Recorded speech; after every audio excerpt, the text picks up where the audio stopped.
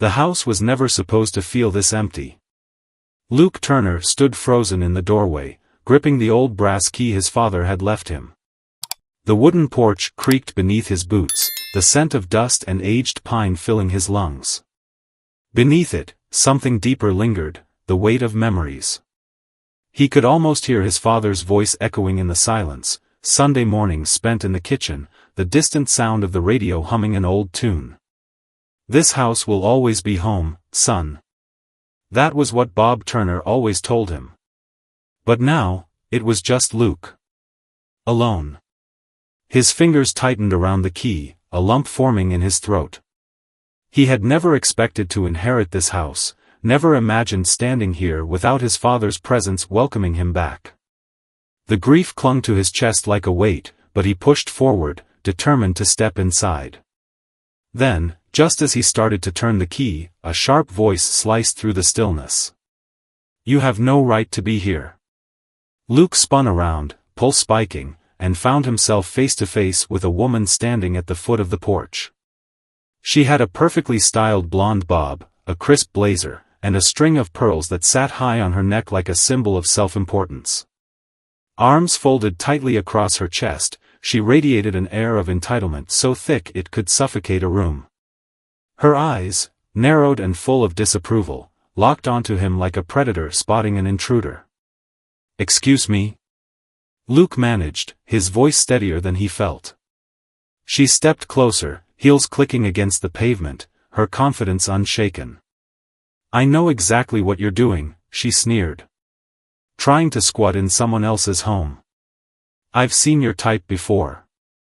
Luke blinked, disbelief crashing into him like a tidal wave. Was she serious? His grip on the key tightened. "This is my house," he said, slow and firm. "I inherited it from my father." "Nice try," she scoffed. "The real owner isn't here, and I'm not about to let you waltz in and claim something that isn't yours. I know who lived here. And it wasn't you." Luke exhaled sharply, patience already wearing thin. His father had mentioned a nosy neighbor named Karen, always meddling in people's business.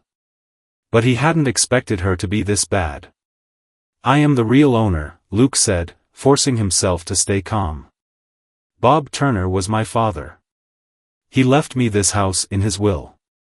Karen's expression twisted into something smug, something cruel. "People will say anything to get free real estate," she said, pulling out her phone. "Luckily, I don't fall for scams." Before Luke could even process what was happening, she dialed 911. "Yes, I'd like to report a trespasser," she said, her sharp gaze never leaving Luke. "There's a man breaking into my neighbor's home. He refuses to leave." Luke's heart pounded. Was this seriously happening? His first night back, and he was already being treated like a criminal in his own home. Karen tapped her foot impatiently, eyes glinting with triumph. "You can wait right there," she said. "The police will handle this." Luke clenched his jaw, debating his next move. He could walk away and let the cops sort it out. He had the will, the deed, every piece of proof he needed. But the fact that he even had to prove his innocence in the first place made his blood boil. Minutes later, sirens wailed down the quiet street, red and blue lights flashing against the windows. As the sheriff's cruiser pulled up, Luke let out a bitter chuckle, shaking his head. "Welcome home," he muttered under his breath. The sun had barely risen when Luke Turner was jolted awake by a sharp, unfamiliar sound. A dull thud. Then another.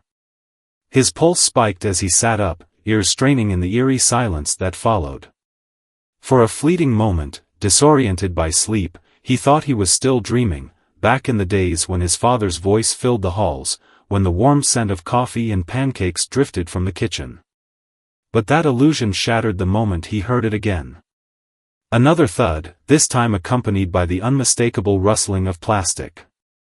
Luke threw on a hoodie and made his way to the front door, breath fogging in the crisp morning air. The moment he stepped onto the porch, his stomach turned. Garbage. Piles of it.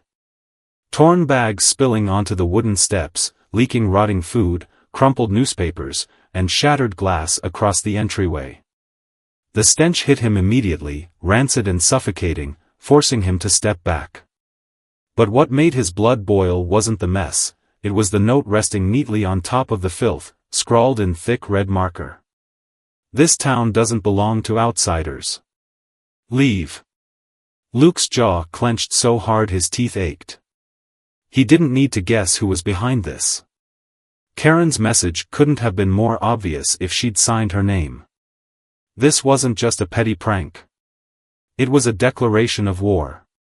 For a long moment, he stood there, fingers curling into fists. The easiest thing to do would be to storm over to Karen's house and shove the note back in her smug face. That's what she wanted, to push him into an angry outburst, to make him the bad guy in the eyes of the neighborhood. Not happening. Luke turned on his heel and walked back inside. If Karen thought she could intimidate him into running, she was about to be sorely disappointed. It took him nearly an hour to clean up the mess, every movement slow and deliberate. He barely felt the sting when a piece of glass nicked his palm. The only thing burning inside him was resolve. By the time he was finished, a plan was already forming in his mind. He grabbed his truck keys and headed into town. The county records office smelled like old paper and stale coffee, the kind of place where time moved slower. Behind the counter, Nancy Whitmore peered up at him over her reading glasses, her expression shifting from professional indifference to something softer when he introduced himself. "Ah, Bob's boy," she murmured, nodding. "I'm sorry for your loss. Your father was a good man." Luke managed a tight smile. "Thanks. I need to pull up some property records, just making sure everything's in order.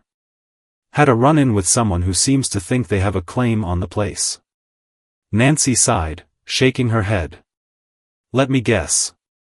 Karen." Luke blinked. "That obvious?" She scoffed, rummaging through a filing cabinet. "Honey, Karen's been sticking her nose into other people's business since high school. She thinks she runs this town." A few minutes later, she returned with a thick folder, setting it on the counter with a decisive thump. "There it is. No disputes, no claims. Your father left the house and the land entirely to you. Karen has no legal footing." Relief flickered through Luke, but it was quickly replaced by something sharper, determination. If Karen had no legal claim, then everything she was doing was pure harassment. And now, he had proof. Instead of heading straight home, Luke made another stop, Sheriff Tom Wheeler's office. The sheriff looked up from his desk as Luke walked in, raising an eyebrow. "That was fast. You already need my help again?" Luke set the folder down with a satisfying thud. "Not yet. But I wanted to give you a heads up." Sheriff Wheeler flipped through the pages, scanning them quickly before glancing back up. "What am I looking at?" "Proof," Luke said evenly. "That Karen has zero legal claim to my house. And I want it on record that she's already started harassing me." The sheriff exhaled sharply, leaning back in his chair. "Not surprising. She's pulled stunts like this before. Just never with someone who fights back." "Well," Luke said flatly, "she picked the wrong guy." Sheriff Wheeler tapped his pen against the file, studying Luke. "Smart move, getting ahead of this. I'll talk to her. Can't promise she'll back down, but at least she'll know we're watching." Luke nodded, his jaw set. That was enough for now. Because Karen wasn't going to stop. Not until she was forced to. And Luke was more than ready for that fight. The quiet didn't last. It never did. By the time Luke Turner returned home from the sheriff's office, he knew Karen was already planning her next move. He could feel it, like the air shifting before a storm. And sure enough, the signs appeared almost immediately. It started with the whispers. The first time Luke walked into Harper's General Store, the conversation among the locals fell into an uneasy hush. A few glanced his way, their eyes flicking toward him before quickly looking away. Others outright avoided him, turning their backs or busying themselves with their shopping. Luke didn't have to guess why. Karen had already begun her smear campaign. By the time he reached the checkout counter, he heard it, two old women murmuring in the corner. Just moved in, but I heard he has a history. Never around when his father needed him. And did you hear about the police being called? Trouble, that one. Luke let out a slow breath, forcing his shoulders to relax. If Karen thought she could turn the town against him, she was going to be disappointed. But this was only the beginning. The next morning, a heavy knock on his door dragged him out of bed. He pulled on a sweatshirt, half expecting another unwanted visit from Karen, but when he opened the door, it wasn't her. A middle-aged man stood there, clipboard in hand, wearing a neon yellow vest that practically screamed government official. Luke Turner, the man asked, flipping through his papers. Yeah. Who's asking? Name's Mike Dawson, Code Enforcement. We've received multiple complaints about your property violating local ordinances. Luke blinked. You're kidding.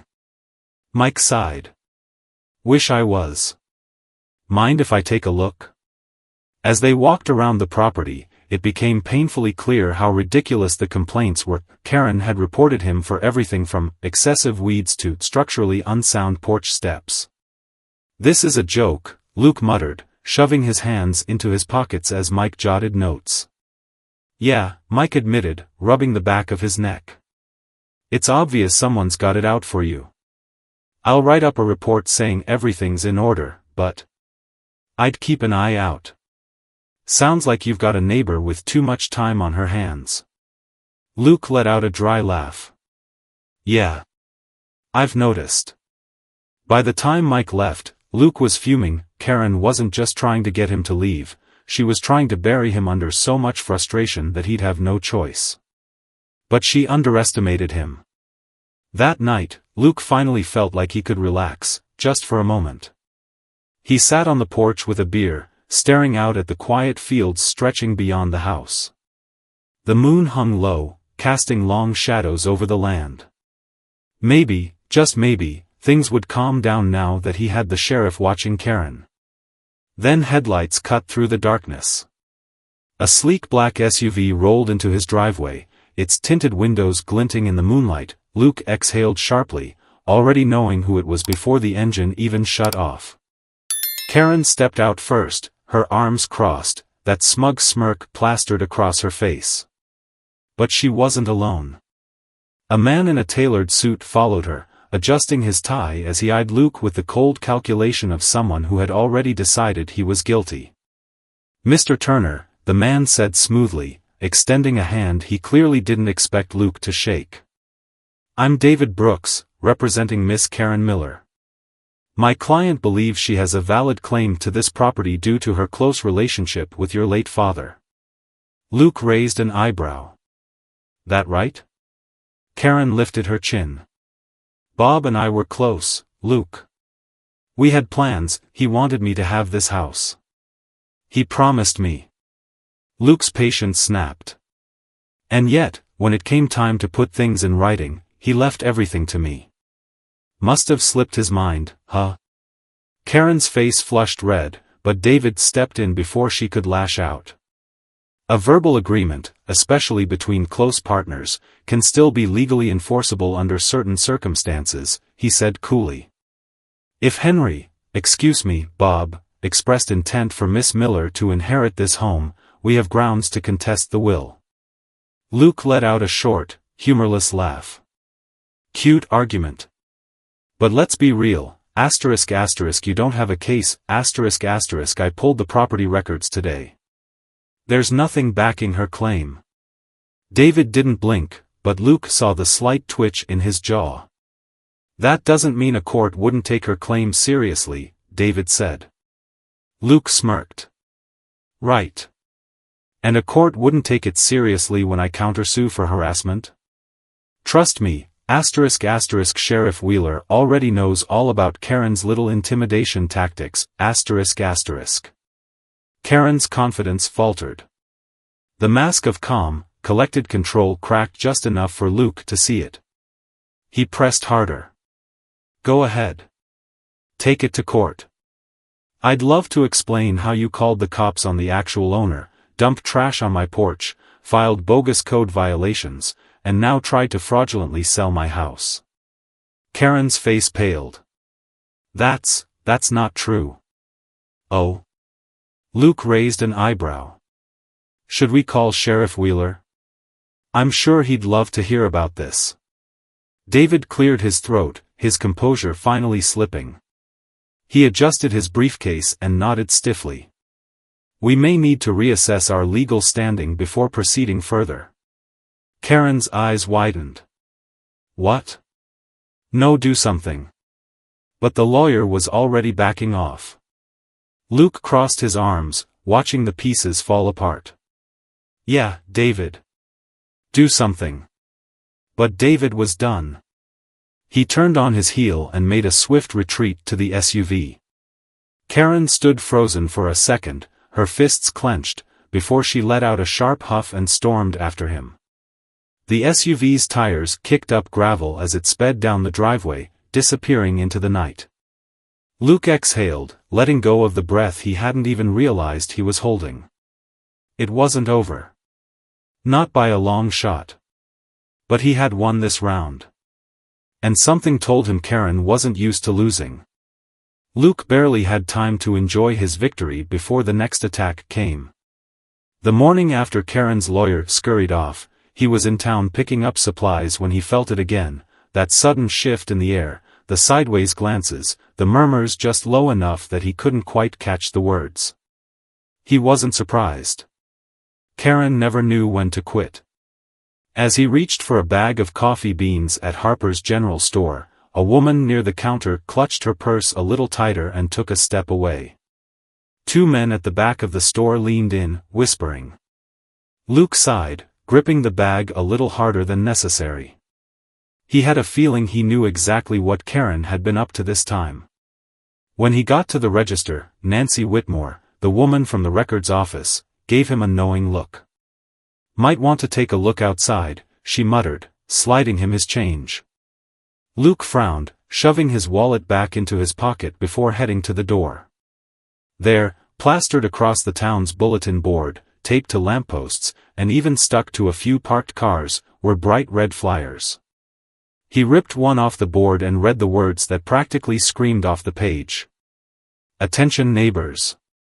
Beware of Luke Turner, asterisk asterisk.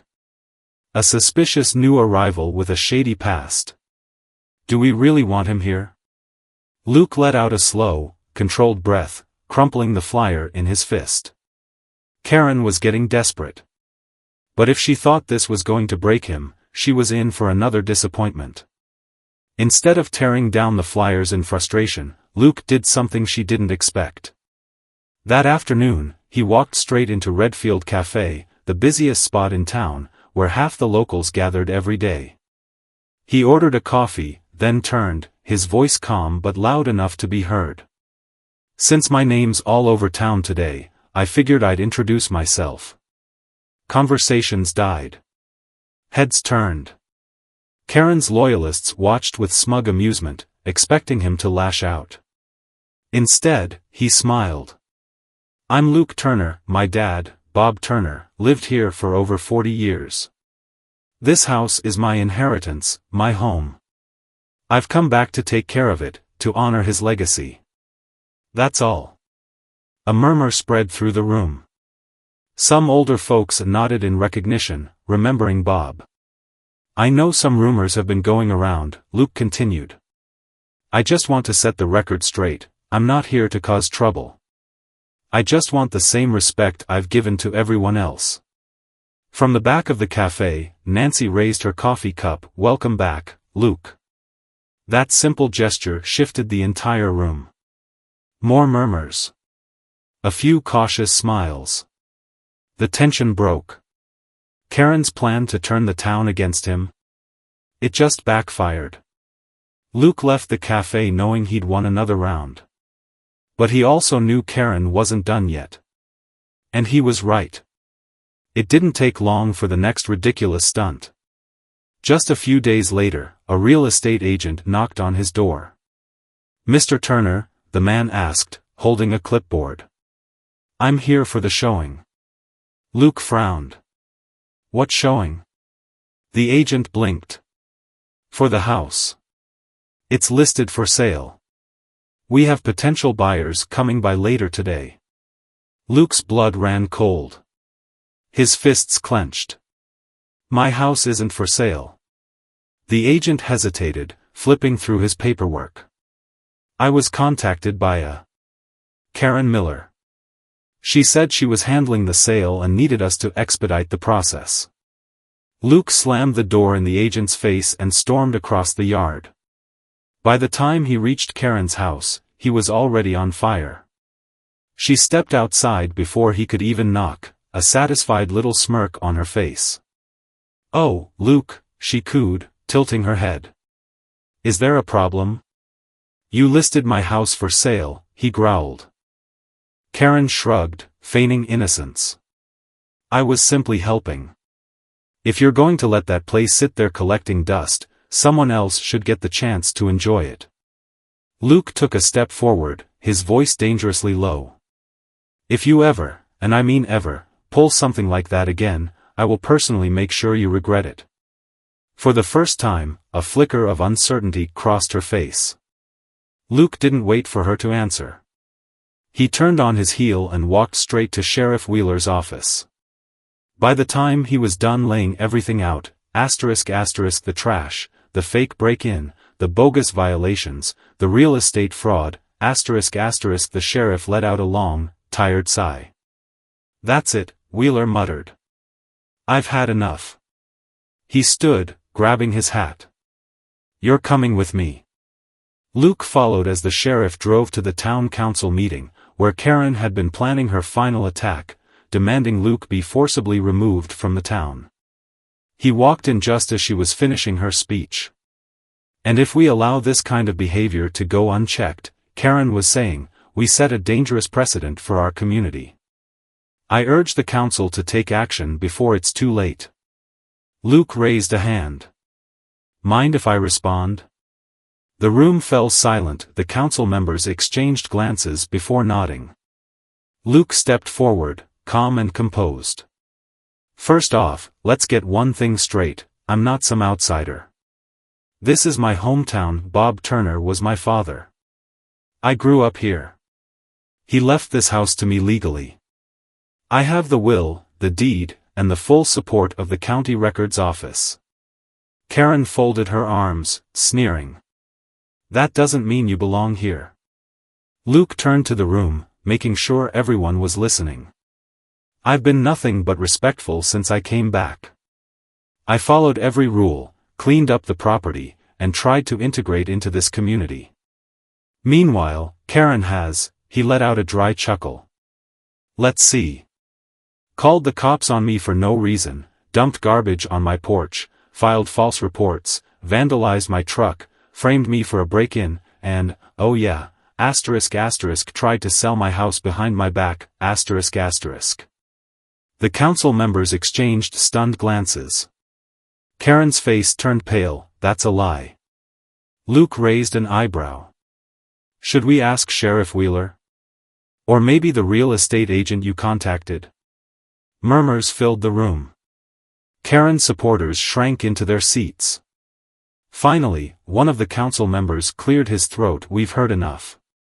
The meeting adjourned with a decisive ruling against Karen. That night, as Luke walked out of the town hall, Karen stormed past him without a word. He had won. But something told him Karen wasn't done yet. The morning air carried a quietness that felt almost unnatural.